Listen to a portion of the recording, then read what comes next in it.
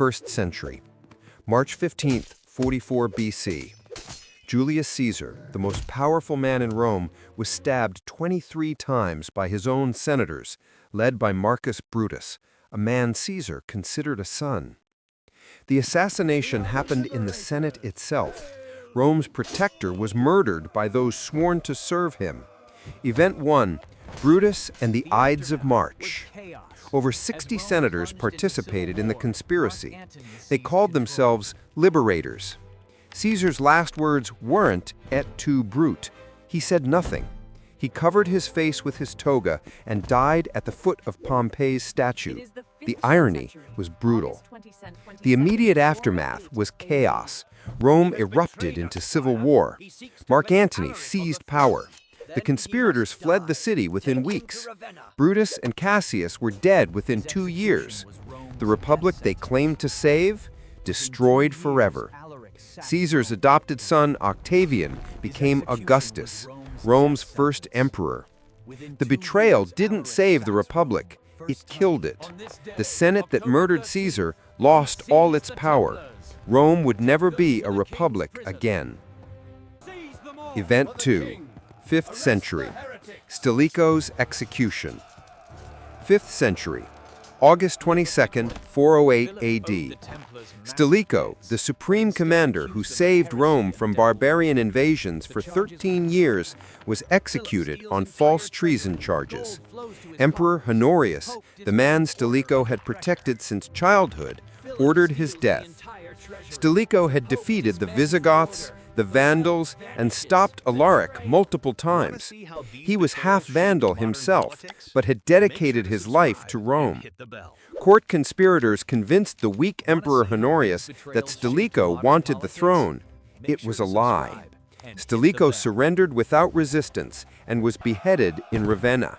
His execution was Rome's death sentence. Within 2 years, Alaric sacked Rome for the first time in 800 years. The Western Roman Empire collapsed within 70 years. Historians call Stilicho's death the moment Rome lost its last defender. The empire died because it killed its protector. Event 3, 13th century, the Templars. 13th century, October 13th, 1307. King Philip IV of France arrested every Knight Templar in the country on a single morning. Over 2,000 knights seized simultaneously. The richest and most powerful military order in Europe was destroyed in one day. Philip owed the Templars massive debts. Instead of paying, he accused them of heresy, devil worship, and obscene rituals. The charges were fabricated. Templars were tortured until they confessed to anything. Jacques de Molay, the Grand Master, was burned alive in 1314. Philip stole their entire treasury. The Pope disbanded the order under pressure. Templar wealth vanished into Philip's coffers. The betrayal was so shocking that Friday the 13th became synonymous with bad luck. The Templars protected Christian pilgrims for 200 years. Their reward was annihilation. By the way, if you want to see how these betrayals shaped modern politics, make sure to subscribe and hit the bell icon. Let's continue. Event 4, 18th century, Benedict Arnold. 18th century, September 21st, 1780. Benedict Arnold, America's greatest Revolutionary War general, attempted to surrender West Point to the British. The man who won the Battle of Saratoga, the turning point of the war, sold out his country for money. Arnold was bitter about being passed over for promotions. He'd been wounded multiple times fighting for independence. Congress gave credit to others. Arnold felt disrespected, so he offered to hand over West Point, the most strategic fort in America, for £20,000. The plot was discovered by accident. British spy John Andre was captured with the plans. Arnold escaped to British lines. He lived the rest of his life in exile, despised by both sides. Americans used his name as a synonym for traitor. The British never trusted him either. His name became the definition of betrayal in American history. Washington said Arnold's treason hurt more than any military defeat. The man who could have been a founding father died forgotten in London. Event 5. 19th century, Talleyrand. 19th century, April 1814. Charles Maurice de Talleyrand, Napoleon's most trusted diplomat, orchestrated his emperor's downfall and helped restore the monarchy. The man who served Napoleon for 14 years betrayed him to the Allies. Talleyrand had been negotiating with Austria and Russia in secret for years. He convinced the Senate to declare Napoleon deposed. He personally invited Louis XVIII back to France. Napoleon called him shit in a silk stocking. The description was accurate. Talleyrand didn't just survive, he thrived. He became foreign minister under the restored monarchy. He negotiated at the Congress of Vienna for France. He betrayed the restored monarchy too, supporting the 1830 revolution. He served 5 different regimes and betrayed them all. His principle was simple. Countries have no friends, only interests. Talleyrand died wealthy and powerful. Napoleon died in exile on a remote island. The ultimate betrayal was that it worked perfectly. Event 6. 20th century, the Molotov-Ribbentrop Pact. 20th century, August 23, 1939. Joseph Stalin and Adolf Hitler, sworn ideological enemies, signed a non-aggression pact and secretly agreed to divide Eastern Europe between them. The Nazis and Soviets became allies. The pact shocked the world. Communists and fascists were supposed to be mortal enemies. Stalin had spent years warning about Nazi aggression. Then he made a deal with Hitler to carve up Poland. The secret protocol divided Finland, Estonia, Latvia, Lithuania, Romania, and Poland into spheres of influence. 9 days later, World War II began. Germany invaded Poland from the west. The Soviet Union invaded from the east. They met in the middle and shook hands. Poland ceased to exist. Over 20,000 Polish officers were executed in the Katyn massacre by Soviet forces. The betrayal lasted less than 2 years. Hitler invaded the Soviet Union in June 1941. Operation Barbarossa caught Stalin completely off guard. He had trusted Hitler. The pact cost the Soviet Union millions of lives. Stalin's betrayal of his principles led to his country's near destruction. Event 7, 20th century continued, the Night of the Long Knives. Still the 20th century, June 30th, 1934. Adolf Hitler ordered the execution of Ernst Röhm and the leadership of the SA, the paramilitary group that brought him to power. Hitler murdered his oldest allies. Röhm had been Hitler's friend since 1919. The SA, the Brown Shirts, had 3 million members. They'd fought communists in the streets, intimidated voters, and crushed opposition. They made Hitler's rise possible. But Röhm wanted a second revolution and control of the German army. Hitler chose the army over his friends. In one night, over 85 SA leaders were executed without trial. Röhm was shot in his cell. Hitler personally approved each death. The SS under Heinrich Himmler carried out the purge. The SA was neutered forever. The German army rewarded Hitler with complete loyalty. He'd proven he would kill anyone, even friends, to maintain power. The Night of the Long Knives showed that loyalty to Hitler was a one-way street. Your service meant nothing if you became inconvenient. If this is blowing your mind, don't forget to subscribe and leave a comment about which betrayal shocked you most. We're almost done. Event 8, 21st century, Edward Snowden. 21st century, June 6, 2013. Edward Snowden, a CIA contractor with top-secret clearance, leaked classified NSA documents revealing mass surveillance programs.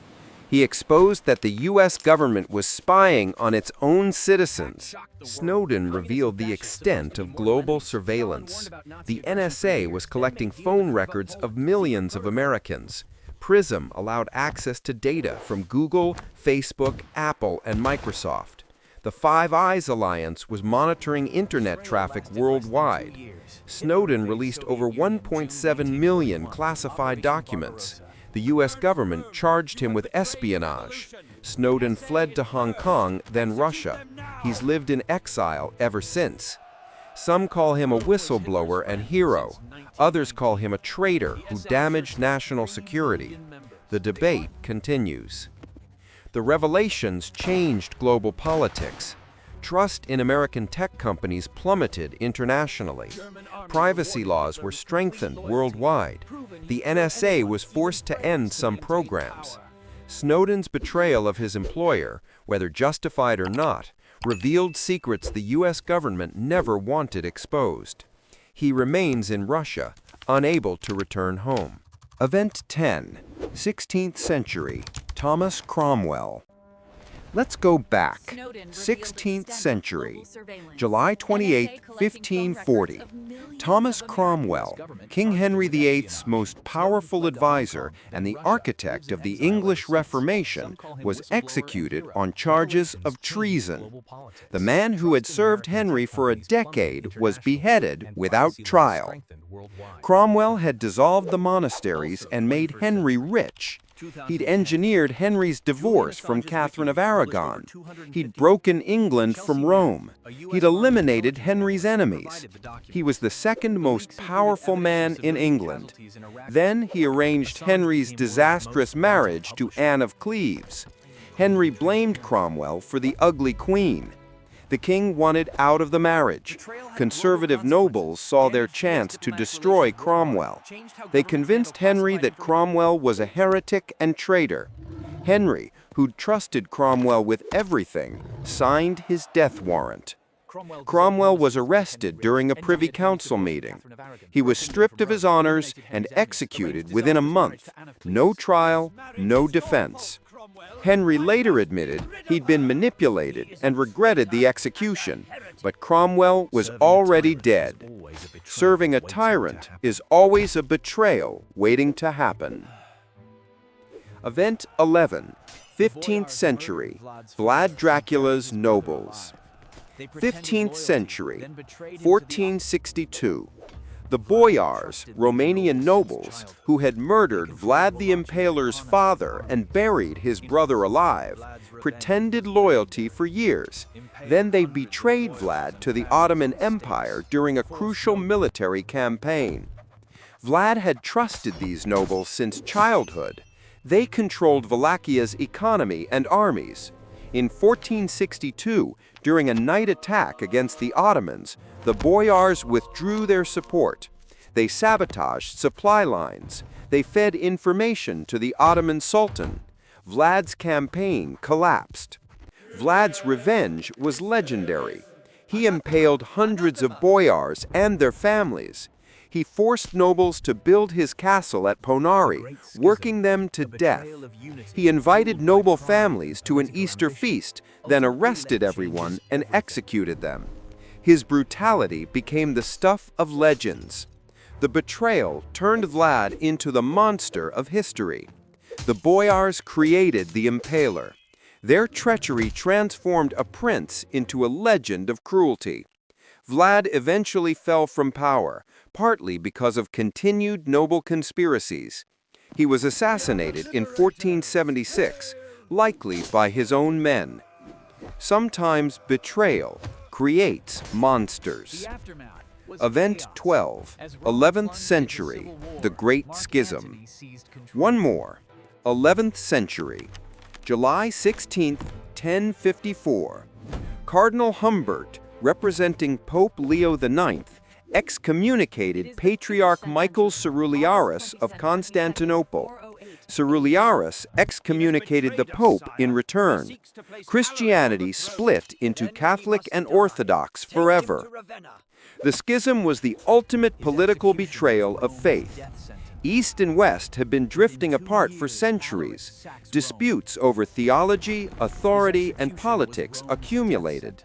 But the final break was petty. It was about leavened versus unleavened bread in communion, and who had ultimate authority over the church. Cardinal Humbert walked into Hagia Sophia during Mass. He placed a bull of excommunication on the altar and walked out. The Patriarch refused to accept it. He excommunicated all the Western legates. Attempts at reconciliation failed. The churches anathematized each other. Over 1 billion Christians remain divided today. The Great Schism weakened Christianity permanently. It contributed to the fall of Constantinople in 1453. The betrayal of unity, of breaking the universal church over pride and politics, changed world history. Political ambition, dressed as theology, split the faith forever. From ancient Rome to the digital age, political betrayal has one constant: it changes everything. Thanks for watching. Subscribe if you haven't yet, and I'll see you in the next one.